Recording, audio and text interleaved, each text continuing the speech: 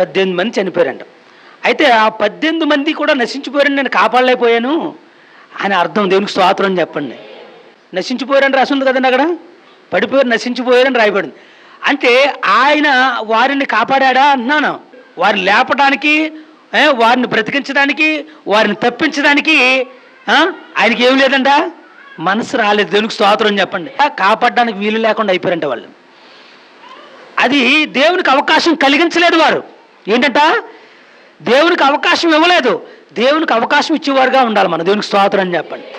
దేవునికి అవకాశం ఇవ్వాలి. తల్లిదండ్రులు పిల్లల విషయంలో ఎందుకు బాధపడుతుంటారండి? తల్లిదండ్రులకి పిల్లలు అవకాశం ఇవ్వరు. అవకాశం ఇవ్వాలి. తల్లిదండ్రులు ఏం చేస్తారన్న అవకాశము పిల్లలు ఇవ్వాలా? పిల్లలు తల్లిదండ్రులకు అవకాశం ఇస్తారండి? వారే నిర్ణయం తీసుకుంటారు, వారి నిర్ణయంలో బ్రతుకుతారు, వారి నిర్ణయమే సఫలపరుచుకుంటారు, వారి నిర్ణయమే జరిగించుకుంటారు తప్ప తల్లిదండ్రుల యొక్క ఆ యొక్క ఆలోచనలోనూ తల్లిదండ్రుల యొక్క అవకాశం మనం పొందాలి, వారు ఏం చేయబోతున్నారో చూద్దాం అన్న ఆలోచన కలిగిన పిల్లలందరూ కూడా ఆశీర్వదింపడతారు. ప్రియమైన వాళ్ళ దేవునికి స్తోత్రం అని చెప్పండి. తల్లిదండ్రులకు అవకాశం ఇవ్వాలి. తల్లిదండ్రులకు అవకాశం ఇవ్వలేని పిల్లలు ఆశీర్వదింపబడరు, దీవింపబడరు. తల్లిదండ్రులకు ఏమి ఇవ్వాలండి? అవకాశం ఇవ్వాలి. అది క్రీస్తుకు అవకాశం ఇవ్వలేని జనాంగం ఏమైందంటే గోడపడి నశించిపోయారని రాయబడి ఉంది అక్కడ. అవకాశం కలిగించాలి దేవుడికి. మనము దేవుడు రక్షించగల దేవుడు, కాపాడగల దేవుడు, విడిపించగల దేవుడు, విమోచించగల శక్తి గల దేవుడు. ఆ దేవుడికి మనం ఏం చేయాలండి? అవకాశం ఇవ్వాలి. ఆ ప్రభువుకు మనం అవకాశం ఇస్తున్నామా? సాతానికి అవకాశం ఇస్తున్నాం. మనము సాతాను శక్తికి అవకాశం ఇస్తున్నాం. సాతాను వేసిన వలకి అవకాశం ఇస్తున్నాం.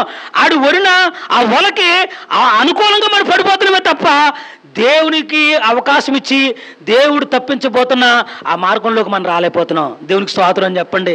దేవుడు ఒక మనకు మార్గం వేశాడు. ఆ మార్గంలో మనం నడవలసిన ఒక క్రమం ఉంది. ఆ క్రమంలో మనం నడవాలి. దేవుని యొక్క అవకాశం మనం పొందుకోవాలి. దేవుడు ఒక మార్గంలో మనకు ఒకటి సిద్ధపరిచి ఉంచాడు. ఆ సిద్ధపరిచిన మార్గంలోనూ మనం నడవలసిన వారిగా ఉన్నాం. ఎందుకంటే ప్రియమైన వాళ్ళరా, దేవుడు మనకి ఏదైతే మార్గం వేశాడో, ఏదైతే ఆ మార్గంలో నడమని చెప్పాడో, ఆ మార్గంలో నువ్వు విడవకుండా, ఎడబాయకుండా, పడకుండా, తొట్టెలకుండా ఆ మార్గంలో నడిస్తే గనక దేవుడు ఏర్పరిచిన ఆ నిధిని నువ్వు పొందుకోగలుగుతావు. దేవునికి స్తోత్రం అని చెప్పండి. ఎందుకంటే దేవుడు ప్రతి ఒక్కరికి కూడా అవకాశం ఇచ్చే దేవుడు, ఎవరిని విడిచిపెట్టే దేవుడు కాదు. దేవునికి స్తోత్రం చెప్పండి. ఎందుకంటే అందరిని సమానంగా ప్రేమించే దేవుడు. యేసు ప్రభుకు ఒక పేరుంది. ఏమని? యేసుక్రీస్తు అందరికీ ప్రభువే. అంతే, ఒకరికి కాదు, కొంతమందికి కాదు, అన్యులకు కాదు, వీళ్ళకి కాదు, ఆ కులములకు కాదు, ఈ జాతులకు కాదు, ఈ మతములకు కాదు అనేది లేదు. యేసు ప్రభు, యేసుక్రీస్తు అందరికీ ప్రభు, అందరికీ అవకాశం ఇచ్చే దేవుడు. అవకాశం కలిగించాడు. మనము దేవునికి అవకాశం ఇవ్వాలి. దేవునికి స్తోత్రం చెప్పండి. దేవునికి అవకాశం కలిగించిన వారు ఆశీర్వదింపబడతారు. దేవునికి అవకాశం ఇవ్వాలి మనం. ఎందుకంటే ఈరోజు తల్లిదండ్రులకే అవకాశం ఇవ్వట్లేదని ఎందుకు చెప్పానంటే, భౌతికంగా తల్లిదండ్రులకి అవకాశం ఇవ్వలేని పిల్లలు ఏమవుతున్నారో ఒకసారి మీరు బాగా గమనించండి. ప్రియమైన పొందవలసిన ఆశీర్వాదం పొందట్లేదు, పొందవలసిన దీవులు పొందట్లేదు, పొందవలసిన ఆనందం పొందట్లేదు, పొందవలసిన సంతోషం పొందట్లేదు. ఎందుకంటే తృప్తి లేని జీవితాలు జీవిస్తున్నారు, బాగానే జీవిస్తున్నారు, అన్నీ కలిగే జీవిస్తున్నారు, అన్నీ ఉండే జీవిస్తున్నారు, కానీ తృప్తి అయితే లేదు. ప్రియమైన వాళ్ళ తల్లిదండ్రులకు అవకాశం ఇవ్వకపోతే పిల్లలు తృప్తి పొందలేరు. దేవునికి అవకాశం ఇవ్వకపోతే మనం తృప్తి పొందలేము. దేవునికి స్తోత్రం చెప్పండి. దేవునికి అవకాశం ఇచ్చేవారిగా ఉండాలి. దేవునికి అవకాశం ఇవ్వాలి. దేవుడు ప్రతి విషయంలో యుద్ధం ఆడడానికి సిద్ధంగా ఉన్నాడు. దేవుడు ప్రతి క్షణము మనపై చూస్తున్నాడంట. ప్రతి ఒక్క కార్యము మనకే చేయాలని కోరుకుంటున్నాడంట. పిల్లల కోసమే జీవించారు. తల్లి తన చేతులు ఒక్క రూపాయి లేకుండా కూడా జీవించగలిగితే తెలుసా? దేవునికి స్తోత్రం అని చెప్పండి. తల్లి దగ్గర 10 రూపాయలు ఉన్నా ఆ 10 రూపాయల కొడుకుకి టిఫిన్కి ఇచ్చేస్తుంది తెలుసా? తన దగ్గర రూపాయి ఉంచుకోదు. రూపాయి నాది కాదు, అవసరం లేదు, నేను అలాగైనా జీవిస్తాను. తల్లి దగ్గర కనీసం నా మట్టుకు నేను దాచుకున్న తల్లులు 100 ఉంటారు. నా మట్టుకు నేను అంతో కొంత దాచుకోవాలి అనుకున్న తల్లిదండ్రులు ఎంతమంది ఉంటారండి? 100 ఉంటారు నాకు తెలిసి. మిగతా తల్లి ఖచ్చితంగా 10 రూపాయలు అంటే 10 రూపాయలు ఏం చేస్తారంట? పిల్లల కోసం ఇచ్చేస్తారు. అలాగే పిల్లల కోసం ఎక్కువ ఆలోచించి మన దేవుడు యేసుక్రీస్తు, దేవునికి స్తోత్రం అని చెప్పండి. పిల్లల కోసం ఆలోచించి వారికి ఒక సన్మార్గంలో నడిపించి, సత్య మార్గంలో నడిపించి, వారికి ఒక మంచి మార్గం వేసి ఆ మార్గంలో దొరకవలసిన నిధిని వారు పొందుకుని ఈ లోకంలోని భూమి మీద ఆనందించాలని ఆశపడుతుంటే ఆ నిధిని పొందుకుంటున్నారు. కానీ ఆ లంకి బిందులు ఎక్కడ పడితే అక్కడ తవ్వి పొందుకుని, ఎక్కడ పడితే అక్కడ సంపాదించి, ఎక్కడ పడితే దాన్ని దాచుకుని సంపాదనతోనూ ఆనందింతున్నామని అనుకుంటున్నారు, కానీ తృప్తి అయితే ఎవరిలోనూ లేదు. దేవునికి స్తోత్రం అని చెప్పండి. తృప్తి లేదు. ఈ లోకంలో సంపాదింటున్నారు కానీ తృప్తి లేదు ప్రియమైన వాళ్ళరా. దేవునికి అవకాశం ఇవ్వకపోతే తృప్తి రాదు ప్రియమైన వాళ్ళరా. దేవునికి అవకాశం కలిగించాలి. ఎంత చేసినా ఎంతున్నా దేవునికి అవకాశం ఇవ్వకపోతే నీకు తృప్తి ఉండదు. నువ్వెంత చదువు, ఎంత సంపాదించు, ఎటువంటి ఉద్యోగం చెయ్యి, ఎటువంటి వ్యాపారం చెయ్యి, కానీ దేవునికి అవకాశం ఇవ్వకపోతే మాత్రము నీకు తృప్తి అనేదే ఉండదు. తృప్తి ఉన్నదని గుండెల మీద చేసుకుని ఎవరైనా చెప్పగలిగితే చెప్పండి, ఇప్పుడు పర్లేదు. దేవునికి స్తోత్రం చెప్పండి. చెప్పగలిగితే చెప్పండి, నాకేం ప్రాబ్లం లేదు.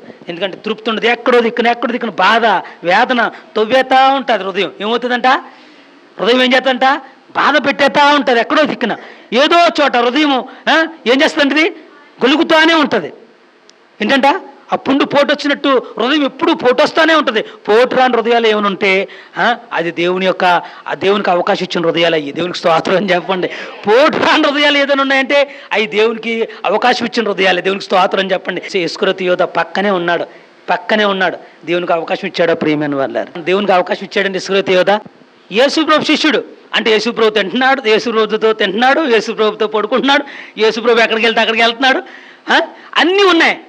మనము సంఘానికి వస్తున్నాము, సంఘం నుంచి వెళ్తున్నాము, వాక్యాలు చదువుతున్నాము, పాటలు పాడుతున్నాము, ప్రార్థనలు చేస్తున్నాము, క్రిస్మస్లో పాలు పంచుకుంటున్నాము, అందులో పాలు పంచుకుంటున్నాం, ఇందులో పాలు పంచుకుంటున్నాం. అవకాశం ఎవరికి ఇస్తున్నాం? సాక్ష్యం బట్టి బాగా ఒప్పుకుంటారు మీరే. అందుకని దేవుడు మీరు ఎంతో కొంత కాపాడబడుతున్నాం. మనం దేవునికి స్తోత్రం చెప్పండి. ఒప్పుకున్నవారు ఎప్పుడు కూడా ఆశీర్వదింపబడతారు. ఒప్పుకున్నవారు ఎప్పుడు కూడా దీవింపబడతారు. ఎందుకంటే మనం దేవునికి అవకాశం ఇస్తున్నాండి. ఇస్కరియోతు ఇచ్చాడండి అవకాశం.